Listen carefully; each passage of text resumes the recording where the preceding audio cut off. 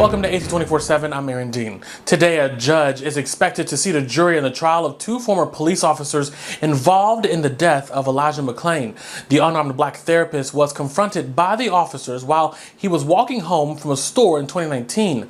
Prosecutors say that the officers put him in a chokehold after struggling to place handcuffs on him. The Advocate Channel's Lucy Cavanaugh has more on the trial ahead of expected opening statements. Elijah McClain was walking home 4 years ago when he was approached by Aurora, Colorado police officers responding to a suspicious person 911 call. His death in 2019 after the police encounter sparked community outrage in Colorado and beyond, prompting multiple investigations and calls for justice, and led the state to reform the department. Police body cam footage shows the sequence of events that August night. McClain was wearing a dark ski mask and was not under suspicion of any crime. Stop right there. Hey, stop right there. Stop. Stop. Stop. Stop. I have a right to stop you because you're being suspicious. McClain can be heard in the recordings trying to explain himself. No, I am an introvert. Please respect the boundaries that I am speaking. The body cam footage then shows officers putting McClain in a chokehold, claiming he tried to grab one of their weapons. I'm so sorry. Your gun, dude. I have no gun. That's where I tried grabbing. I don't do that stuff.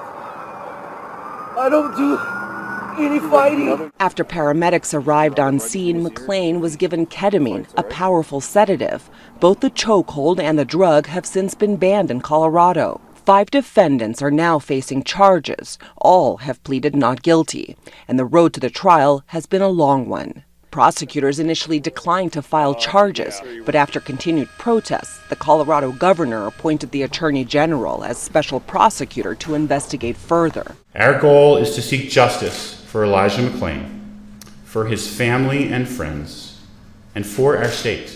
The original 2019 autopsy report called McClain's manner and cause of death, quote, undetermined, but the autopsy was amended in 2021 and made public last year, citing complications from ketamine injection following forcible restraint as the cause of death. After the encounter, McClain suffered a heart attack while he was en route to the hospital.